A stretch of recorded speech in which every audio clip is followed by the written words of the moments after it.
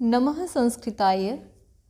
प्रिय बच्चों, आज आप कक्षा 4 की पाठ्य पुस्तक देववाणी संस्कृतम के त्रयोदशः पाठः 13वें पाठ को पढ़ेंगे।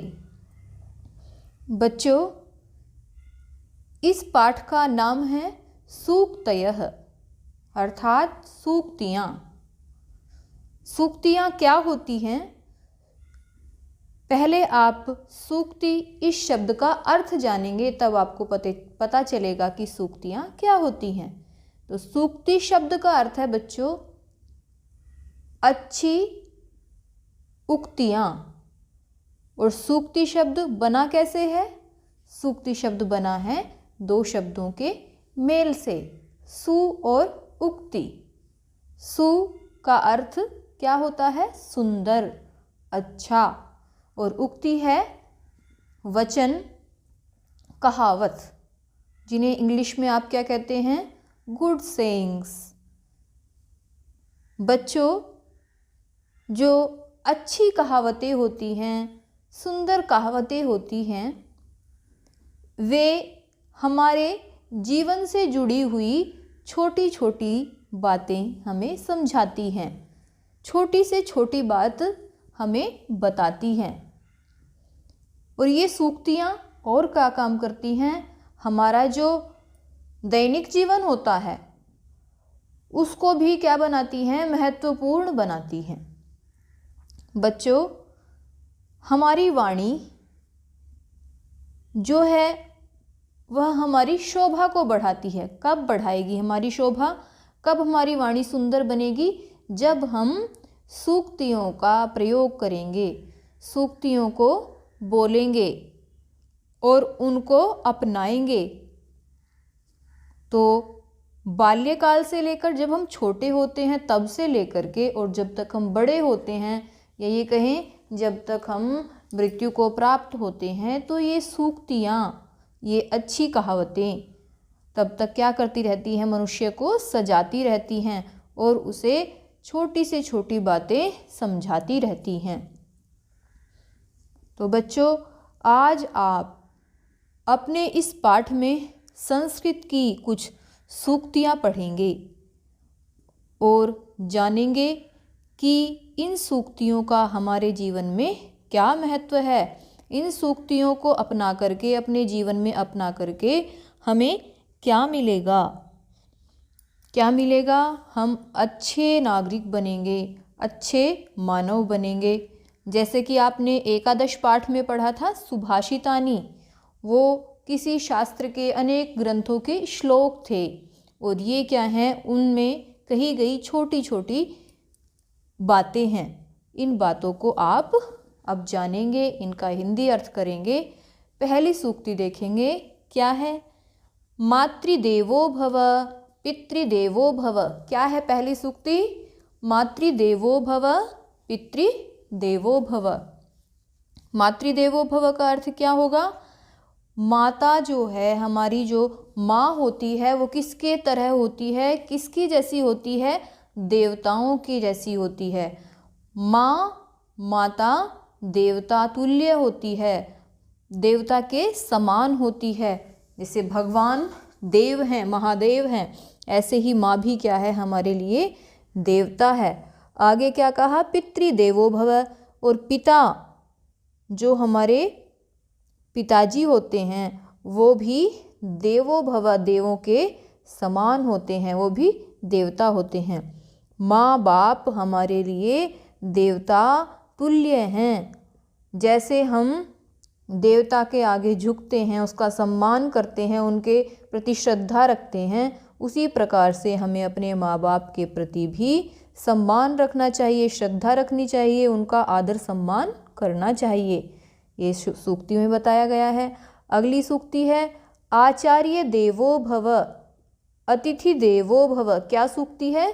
आचार्य देवो भव। आप भी बोलेंगे आचार्य देवो भव, अतिथि देवो भव। बोलेंगे अतिथि देवो भव। आचार्य, आचार्य किसको कहते हैं?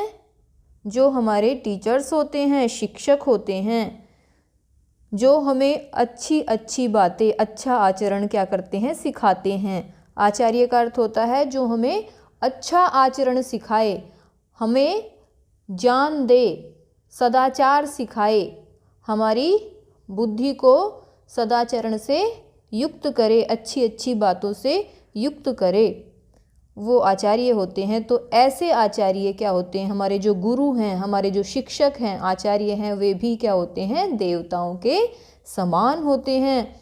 और आगे कहा अतिथि देवो भव।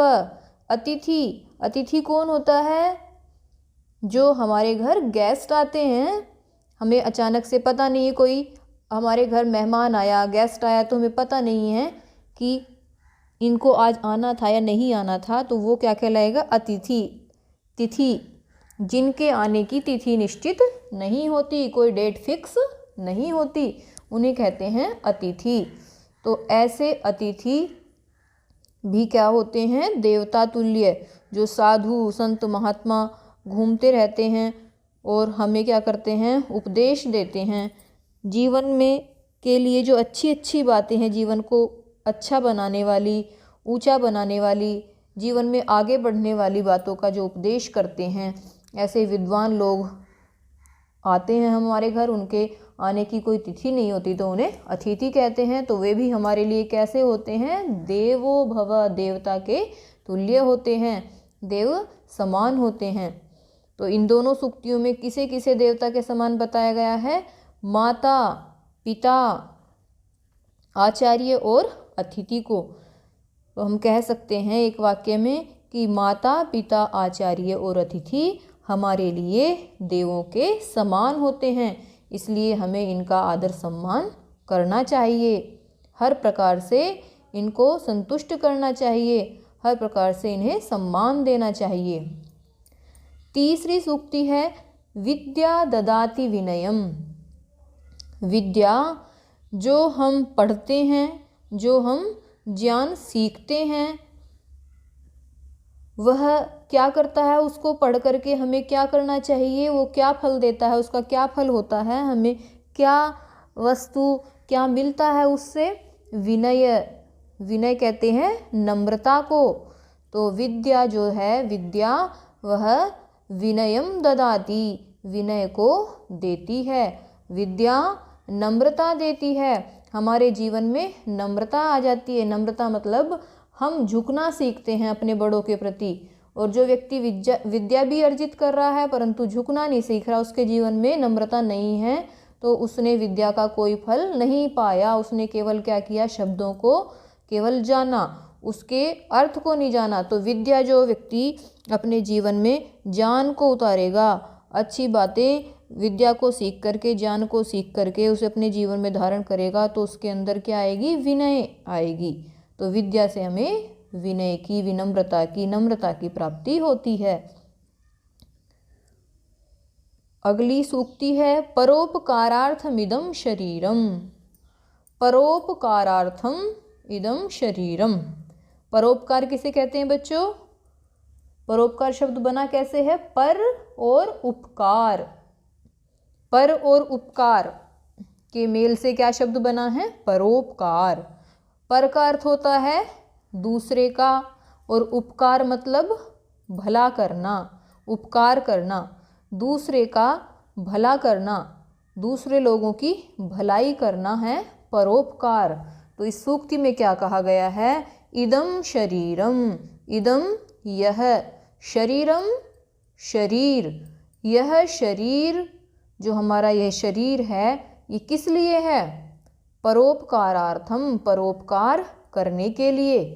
केवल हम अपना अपना काम न करें, अपितु जो दूसरे लोग हैं उनकी भी भलाई करें, उनकी भी सहायता करें। तभी हमारा शरीर जो है, जो हमें मिला है, ये मानव का शरीर, इसको सफलता मिलेगी, तभी ये सफल होगा। दूसरों का उपकार करके, दूसरों की भलाई करके।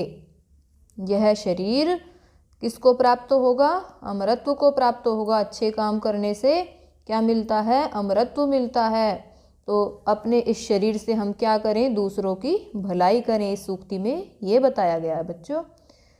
और दोबारा मेरे पीछे बोलेंगे इसको एक बार आप। परोपकारार्थमिदं शरीरम। दोबारा बोलेंगे, परोपकारार्थमिदं शरीरम। इससे पहले सूक्ति क्या थी, विद्या ददाति विनयम। दो बार बोलेंगे, विद्या ददाति विनयम, विद्या ददाति विनयम। अगली सूक्ति है जिसका अर्थ करेंगे, लोभः पापस्य कारणम। लोभ किसको कहते हैं, लालच को। किसे कहते हैं लोभ, लालच को। और तो लोभ जो है, लालच जो है, क्या है, ये अवगुण है, गुण नहीं है। तभी तो क्या मिल रहा है इससे, पाप। ये पापस्य, पाप का कारणम, कारण होता है। लालच जो है वो पाप का कारण होता है। क्योंकि बच्चों हम लालच करेंगे तो हमें कहेंगे हमें ये भी चीज़ मिल जाए, ये भी चीज़ मिल जाए, और दूसरे की अच्छी चीज़ को देख करके उस पर हमें क्या आएगा, लालच आएगा। तो दूसरे की चीज़ों को लेना क्या है, गलत बात है, बुरी बात है।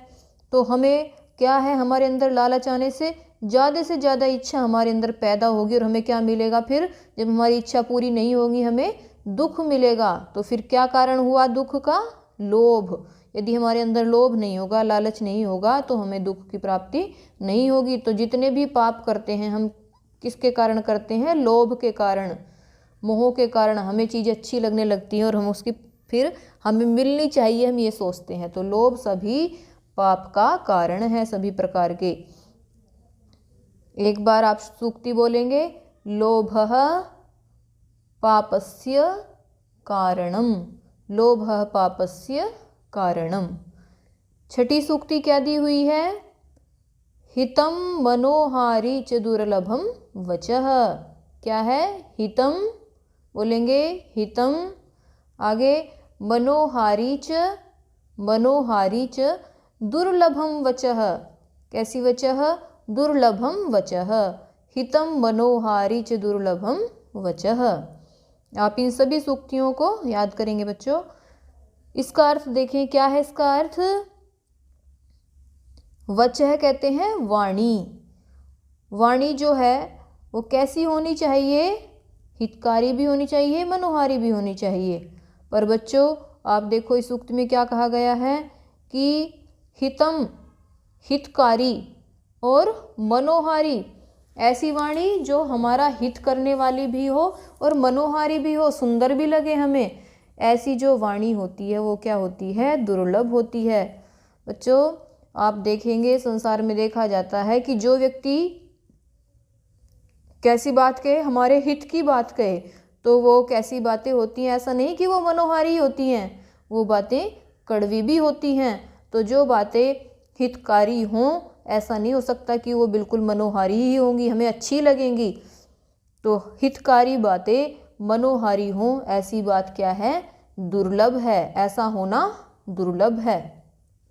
जितनी भी हमारे जो ये साधु महात्मा और जो ग्रंथकार हैं, नीति ग्रंथकार हैं, चाणक्य, विदुर आदि बड़े बड़े जो ये ऋषि महर्षि हुए हैं, नीतिकार हुए हैं, जिन्होंने ये सूक्तियाँ लिखी हैं, तो उन्होंने उन सूक्तियों में ये बातें भी आती हैं कि जो सूक्तियाँ होती हैं, जो अच्छी बातें होती हैं, किसी व्यक्ति के हित की बातें होती हैं, वो क्या होती हैं, कड़वी होती हैं, वो उनको अच्छी नहीं लगती। अब देखो आपको पढ़ना कभी कभी अच्छा नहीं लगता, और आपको मम्मी पापा, आपके माता पिता और भाई बहन जो बड़े हैं, वो घर में जो भी बड़े हैं पढ़ने के लिए कहते हैं, तो आपको क्या लगता है, बुरा। पर वो आपके क्या, किसके लिए होता है, हित के लिए होता है, कि उससे आपको क्या होगी, भलाई होगी, आपका भला होगा। परंतु वो आपको अच्छी नहीं लगती, मनोहारी नहीं लगती। तो इसलिए बताया है कि जो बात क्या होती है, हमारे लिए हितकारक होती है, वो मनोहर नहीं होती। ऐसी वाणी जो हितकारी भी हो और मनोहारी भी हो, क्या होती है, दुर्लभ होती है। दुर्लभ मतलब ऐसी वाणी प्राप्त होनी दुर्लभ है, हमें प्राप्त नहीं होती। संसर्गजाः दोष गुणाः भवन्ति, ये अगली सूक्ति है। संसर्गजा दोष गुणाः भवन्ति। संसर्ग किसको कहते हैं? संगति को। जैसे हम अपने मित्रों के साथ मिलते हैं तो हम क्या कर रहे हैं? उनकी संगति, उनके पास जा रहे हैं। किसी के पास जाना, उससे मिलना क्या है? संसर्ग करना, संगति करना। तो संसर्गजा, जो संसर्ग से, संगति से उत्पन्न होने वाले क्या होते हैं? ये नहीं केवल हम गुण ही अर्जित करेंगे, दोष भी होते हैं। दोष और गुण क्या होते हैं? जो हमारे जीवन में दोष हैं या अच्छी बातें नहीं हैं, और गुणः जो अच्छी बातें हैं, जो बुरी बातें हैं या जो अच्छी बातें हैं, वो कैसे मिलती हैं हमें? संसर्ग से, संगति से। यदि हमारे मित्र अच्छे हैं तो हमें अच्छी बातें सीखेंगे, हम अच्छी बातें मिलेंगी जानने को, और यदि हम बुरे बच्चों के साथ रहेंगे तो हम बुरी बातें सीखेंगे। तो इसलिए कहा है कि दोष और गुण जो हैं किससे मिलते हैं? संगति से। इसलिए बच्चों क्या करनी चाहिए? अच्छी संगति करनी चाहिए। अपने मित्र कैसे बनाने चाहिए? अच्छे मित्र बनाने चाहिए, अच्छे मित्रों की संगति करनी चाहिए। 8वीं सूक्ति है श्रद्धावान लभते ज्ञानम। श्रद्धावान लभते ज्ञानम। आप बोलेंगे श्रद्धावान लभते ज्ञानम। श्रद्धावान, श्रद्धावान कहेंगे जो व्यक्ति क्या होता है? श्रद्धा से युक्त होता है, उसको कहते हैं श्रद्धावान। श्रद्धा क्या होती है? विश्वास, आस्था। तो जो व्यक्ति विश्वास करने वाला होता है, आस्था रखने वाला होता है, विश्वास रखने वाला होता है, उसे ज्ञानम लभते, उसे क्या प्राप्त होता है? ज्ञान प्राप्त होता है। जैसे आपके जो गुरु लोग हैं, शिक्षक हैं, उनके प्रति, उनके लिए आपके मन में क्या है? श्रद्धा है, तो आप क्या हैं? श्रद्धावान है। तो आपको क्या मिलेगी? ज्ञान मिलेगा, अच्छा ज्ञान मिलेगा। तो अब समझ में आया श्रद्धा किसको कहते हैं? विश्वास को। तो हमें अपने गुरुओं के प्रति क्या रखना चाहिए? श्रद्धा रखनी चाहिए, विश्वास रखना चाहिए, तभी क्या प्राप्त होगा? ज्ञान प्राप्त होगा। लभते का अर्थ क्या होता है? प्राप्त होता है। क्या प्राप्त होता है? ज्ञान। किसको प्राप्त होता है? श्रद्धावान को, जो व्यक्ति श्रद्धा रखता है, विश्वास रखता है। अगली सूक्ति क्या है? सहसा विदधीत न क्रियाम। क्या है? सहसा विदधीत न क्रियाम। सहसा कहते ना, सहसा उसने ऐसा कर दिया। सहसा में अचानक से। सहसा का अर्थ क्या होता है? अचानक से, बिना सोचे समझे। सहसा बिना सोचे समझे या अचानक से। क्रियाम, क्रिया क्या होती है? जो हम क्रियाएं करते हैं, जो काम करते हैं। न विदधीत, वो नहीं करने चाहिए। बिना सोचे समझे कोई भी काम नहीं करना चाहिए। बताया गया है सूक्ति में कि बिना सोचे समझे हम जो काम करेंगे तो उसका क्या होगा? उससे हमें क्या मिलेगा? क्योंकि हमने पहले नहीं सोचा हमें क्या काम करना है, तो जब हम उस काम को बिना सोचे समझे करेंगे तो वो काम अच्छा नहीं होगा। इसलिए हर काम को कैसा करना चाहिए? सोच विचार कर करना चाहिए। मैंने शुरू में बताया था कि सूक्तियाँ जो हैं किससे क्या समझाती हैं? हमें छोटी छोटी बातें समझाती हैं। हमारे जीवन से जुड़ी हुई जो छोटी छोटी बातें होती हैं उन्हें समझाती हैं और हमारे जीवन को अच्छा बनाने में सहायता करती हैं। तो ये सूक्ति बता रही है कि बच्चों बिना सोचे समझे कोई भी काम नहीं करना चाहिए। अगली सूक्ति है धर्मो रक्षति रक्षितः। क्या है? धर्मो रक्षति रक्षितः। एक बार और बोलेंगे, धर्मो रक्षति रक्षितः। धर्म रक्षा करता है, रक्षितः रक्षा किया हुआ। रक्षिता का अर्थ है रक्षा किया हुआ। तो अर्थात धर्म ऐसी वस्तु है, बच्चों समझेंगे सूक्ति का अर्थ कि धर्म ऐसी वस्तु है, रक्षित है, जिसकी रक्षा करने से रक्षति, हमारी भी रक्षा होती है। अर्थात हम धर्म की रक्षा करेंगे तो धर्म हमारी रक्षा करेगा। धर्म क्या है?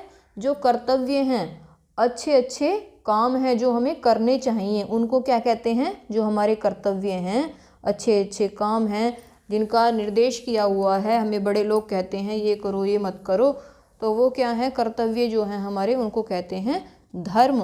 तो जो हम अच्छा काम करेंगे, यदि हम अच्छे काम को करने से क्या होगी, हमारी ही रक्षा होगी। अगली अंतिम और 11वीं सूक्ति क्या है, संस्कृति ही संस्कृताश्रिता। क्या है 11वीं सूक्ति, संस्कृति ही संस्कृताश्रिता। क्या है, संस्कृताश्रिता। एक बार और बोलेंगे, संस्कृति ही संस्कृताश्रिता। इसका अर्थ क्या है बच्चों, संस्कृति ही, संस्कृति संस्कृत आश्रिता, किस पर आश्रित है, संस्कृत भाषा पर। जो हमारी संस्कृति है, भारतीय संस्कृति है, वो किस पर आधारित है, संस्कृत भाषा पर। संस्कृत भाषा जो है वो क्या कहलाती है, देववाणी। तो वो देवों की वाणी है, दिव्य लोगों की वाणी है, देवताओं की वाणी है। तो जो देवताओं की वाणी है उस पर ही क्या आश्रित है, हमारी संस्कृति, भारतीय संस्कृति, वैदिक संस्कृति आश्रित है। और संस्कृत जो है बच्चों, उसमें विश्व की सभी भाषाओं में क्या है, वो प्राचीनतम है। संसार की जितनी भी भाषाएं हैं उनमें वो सबसे पुरानी है और देवताओं की भाषा है। तो इसलिए हमारी संस्कृति जो वैदिक संस्कृति है, भारतीय संस्कृति है, वो किस पर आधारित है, किस पर आश्रित है, संस्कृत पर। और संस्कृत हमारी जो संस्कृति है, भारतीय संस्कृति, उसको क्या है, एक सूत्र में पिरोने वाली है, उसको बांधने वाली है, हमारी वैदिक संस्कृति को बांधने वाली है भारतीय संस्कृति को। अर्थात संस्कृति ही संस्कृताश्रिता। हमारी संस्कृति, भारतीय संस्कृति संस्कृत पर आश्रित है, संस्कृत भाषा पर आधारित है। बच्चों, आपने इन छोटी छोटी सूक्तियों के माध्यम से बहुत बड़ी बड़ी बातों को समझा, जो आपके रोज के जीवन में काम आने वाली हैं, जो दैनिक जीवन में काम आने वाली हैं।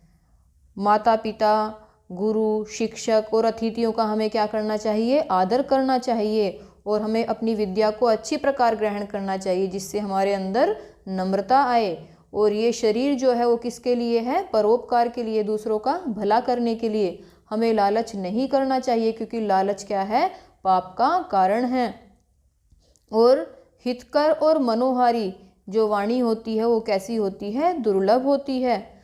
और बताया था मैंने अभी बीच में कि संसर्गजा सत्संगति से ही, जो हम संगति करते हैं अच्छे या बुरे बच्चों की, तो उससे हमें क्या लाभ होगा, अच्छे बच्चों की संगति करने से हमें गुण प्राप्त होंगे और बुरे बच्चों की संगति करने से दोष।